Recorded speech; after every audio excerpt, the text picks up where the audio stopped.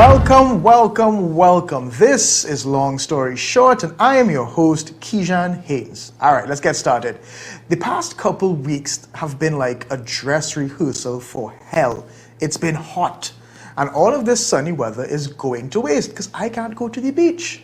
And you know somebody, I'm sure, somewhere is weighing the risk. Is it worth it to go to the beach?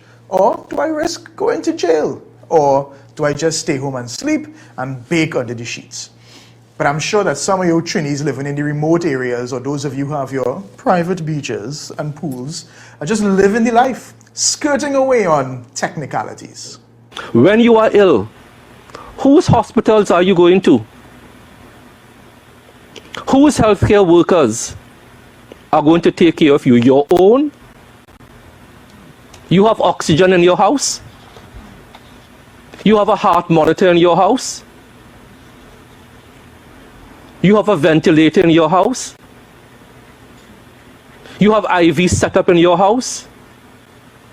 No. Sorry, Uncle Terrence, we coming to your hospital.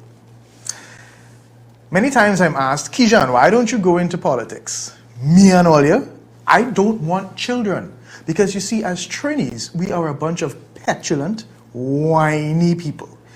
We take blame for nothing. The spread of COVID is the Venezuelans, is the elections. Don't blame the bars. Everybody to blame except ourselves. Prior to that, we would have been seeing somewhere between 600 to 700. Closer to the middle of September and the middle of August, we would have been a little bit higher, about almost 1,000 sometimes a day at its maximum. So it is a function. We are trying to swab as many people as we can once they come in with any viral symptoms, no matter how mild they may be. But of course, people can refuse swabbing, and they have, in a lot of instances, said they don't want to be swabbed for whatever reason. But we try our best to swab everyone that presents to us with viral illness. What is wrong with you people? Trinis, the government not testing enough. The numbers low. They're lying to we. Also, Trinis, no, don't put that thing up my nose, eh?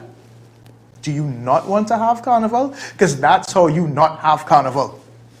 October 11th is soon approaching, and that's when we're supposed to hear from the Prime Minister if the restrictions have been working and if they'll be lifted. Most of us waiting for this weekend like children waiting on the ice cream truck on a Sunday afternoon. Some of you, of course, want to eat your doubles at the side of the road, drink a beer at the bar, play sport, or go for a swim legally, because we all know that most of you have not stopped. And that's why these officials keep speaking to us like children. We are trying to tell the population that you should not congregate for any reason. Avoid the smart manism and smart womanism. Just wear your mask. Stay home! Expect it. Expect it. And worse, in the region, we've become that neighborhood bad child that our mothers used as an example. Look, you see Trinidad? You want to end up like Trinidad? Sisters and brothers, this is not a joke. Look at what is now happening in neighboring Trinidad and Tobago. 10 people have died. 48 cases of COVID-19 were discovered from batch testing recently. The number of positive cases since the start of the virus in March is close to 500. The country is now virtually shut down by its announcements. Again. And that was back in August. Oh, if only they can see us now. If Trump could get COVID, who are you? How else must the experts break it down in a way that you'll understand that this is not a joke? If you don't care about yourself, oh God, at least care about somebody else now. Or must the government make that law too before you get the message? But even then, I'm not even convinced that people will comply. You want to know why I said that? Because there's still hundreds of you out there who are quite happy paying $1,000 for not wearing a $6 mask. Long story short, maybe common sense isn't so common after all.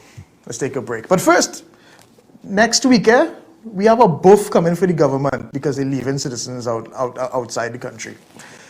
After the break, we're going to talk about Gary Griffith apologizing. Yeah, that's right. Stay with us. This is Long Story Short.